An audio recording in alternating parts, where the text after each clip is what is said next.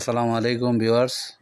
প্রাথমিক শিক্ষকদের অনলাইনের সরকারি প্রাথমিক শিক্ষকদের সহকারী শিক্ষকদের অনলাইনে বদলি কার্যক্রম আজকে সচিব মহোদয় কী বলছেন সেটা আমি আপনাদের আলোচনা করব।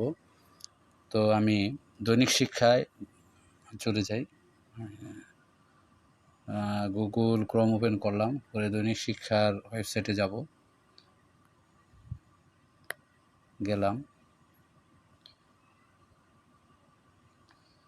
গিয়ে দেখেন একটু নিচে স্ক্রল করি। অনলাইনে প্রাথমিক শিক্ষকদের বদলি 1 মাস পেছালো। দেখি এটা ওপেন করে দেখি কি বলছে। সরকারি প্রাথমিক বিদ্যালয়ের শিক্ষকদের বদলি এই মাসে নয়, শুরু হবে আগামী সেপ্টেম্বরে। গত বুধবার প্রাথমিক শিক্ষা মন্ত্রণালয়ের সিনিয়র সচিব মোহাম্মদ আমিনুল ইসলাম খান বাংলাদেশ টেলিভিশনের সরাসরি সম্প্রচারিত একটি অনুষ্ঠানে এই তথ্য জানান। প্রসঙ্গত, গত মাসে প্রাথমিক শিক্ষা অধিদপ্তর এই মাস থেকেই অনলাইনের মাধ্যমে বদলির ঘোষণা দিয়েছিল। একজন দর্শকের প্রশ্নের জবাবে আমিনুল ইসলাম খান মহোদয় বলেন, আশা করি আগামী মাসে অর্থাৎ সেপ্টেম্বর মাসে আমাদের এই কার্যক্রম শুরু করতে পারব। একই পদ্ধতির আওতায় উপজেলা সহকারী শিক্ষা কর্মকর্তা ও উপজেলা শিক্ষক কর্মকর্তাদেরও বদলিটা আমরা অনলাইনের মাধ্যমে পরিকল্পনা করছি।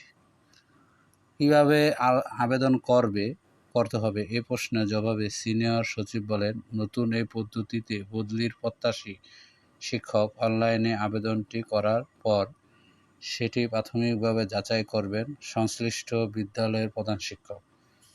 তিনি এই সফটওয়্যার ব্যবহার করেই যাচাই করে উপজেলা প্রাথমিক শিক্ষা কর্মকর্তার কাছে দেবেন। তারপর সেটি যাচাই করে জেলা প্রাথমিক শিক্ষা কর্মকর্তার ডিপিইউ কাছে পাঠাবেন তিনি।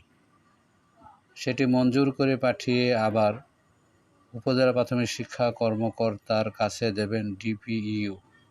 তখন বদলির বিষয়ে তিনি আদেশ জারি করবেন এবং শিক্ষক সেটি জেনে যাবেন অনলাইনেই, অর্থাৎ অনলাইনে তিনি জানতে পারবেন, তার আইডিতে গিয়ে জানতে পারবেন।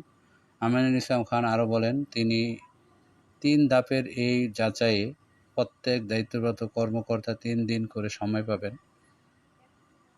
এই 3 দিনের মধ্যে যাচাই করে নিষ্পত্তি না করলে সেটি স্বয়ংক্রিয়ভাবেই যাচাইয়ের জন্য নিয়োজিত পরবর্তী ব্যক্তির কাছে চলে যাবে।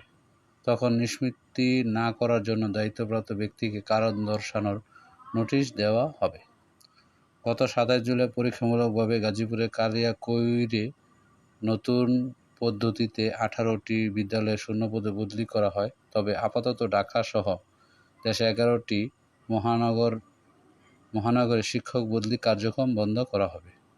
মহানগর বদলির জন্য নতুন একটি প্ল্যাটফর্ম তৈরি করা কাজ চলছে। এই ছিল আজকের নিউজ। আগামী সেপ্টেম্বরে আশা করি আমাদের বদলি কার্যক্রম চালু হবে আশা করি। সাথে সাথে এটিইউ প্লাস টিইউ তাদের বদলিটিও অনলাইনে করার পরিকল্পনা করছে অধিদপ্তর। তো আজকের মতো এই পর্যন্তই। সবাই ভালো থাকবেন। আসসালামু আলাইকুম।